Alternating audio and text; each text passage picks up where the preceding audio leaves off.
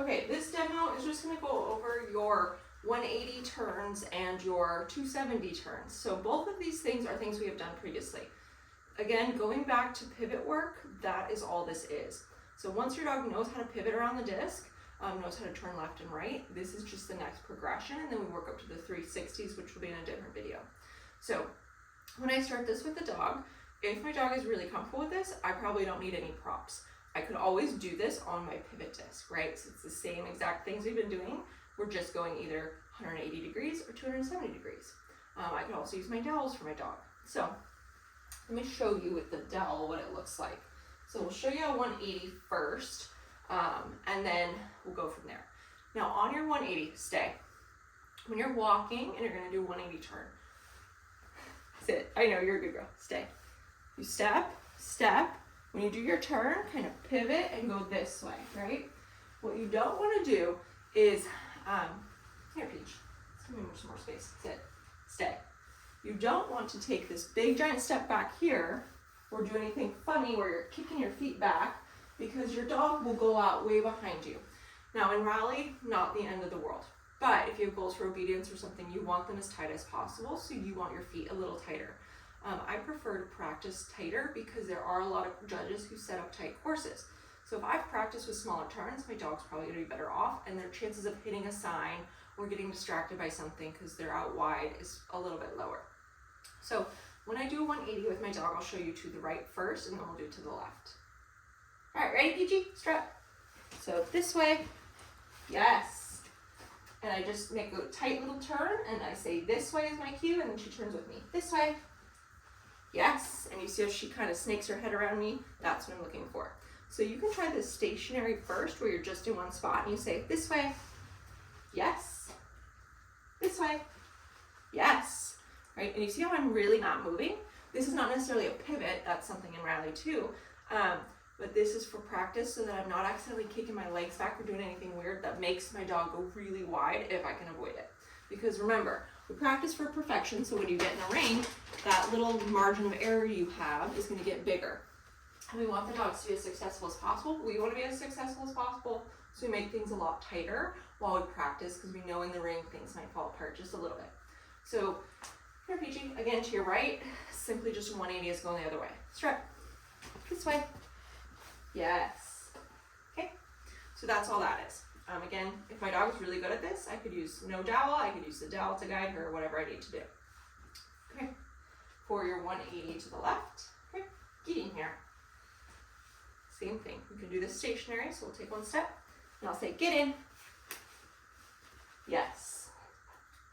We can do the stationary again, get in, yes.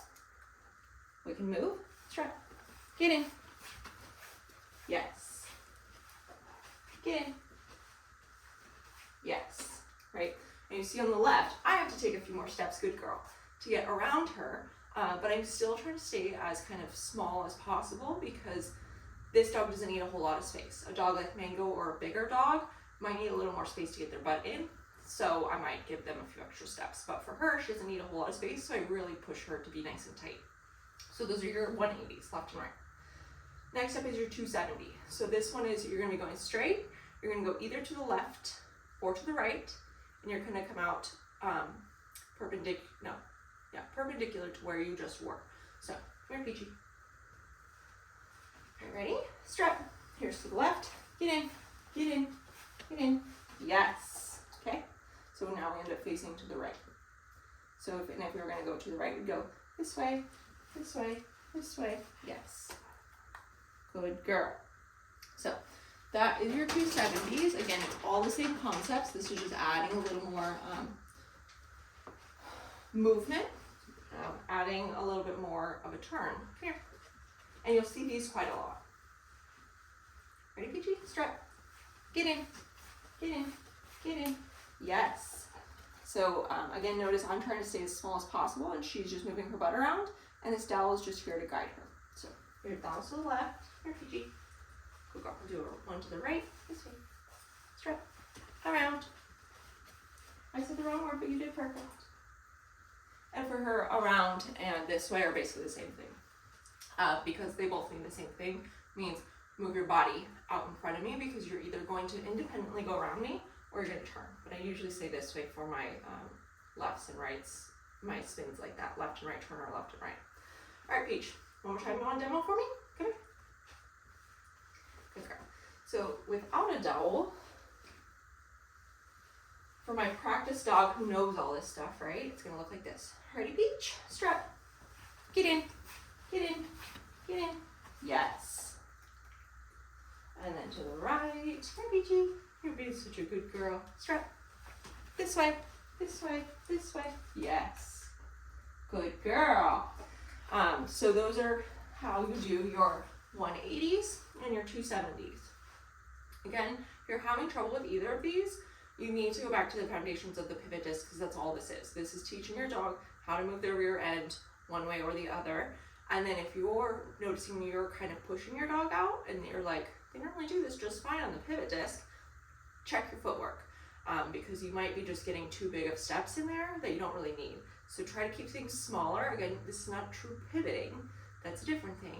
You're allowed to take steps, but if you practice taking big giant steps and turning in a big loop, let me show you. Here. Your dog's gonna practice that and they're not gonna have tight turns. So what I could do in rally is strut this way, this way, this way, this way, yes. And you'll notice she's really lagging behind me because I'm taking these big steps. She doesn't need that. So I'd rather, while I'm practicing, make things smaller because in the ring, again, things might fall apart a little bit because there's other stressors. You're a little bit worried about being in the ring, whatever it may be.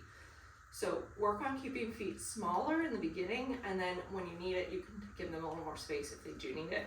But if you practice those big steps and your dog's lagging behind you, or you're having to truly, here, Peach, I don't know if you'll do it, you're pretty good. Strut, get in, get in, get in. Right, you see how many extra steps she's taking with that versus just having to move her butt a little bit? So making more work for her if I take big steps. Now again, the big dog, yeah, you probably need to give them more room. With a little dog, not so much. But if you've taught the dog how to use their rear end properly, give them less space because it's less steps they have to take, less steps you have to take, and less room for error. They're gonna be tighter with you and you're gonna end up with better results most of the time. But if you have questions on your 180s or 270s, let me know.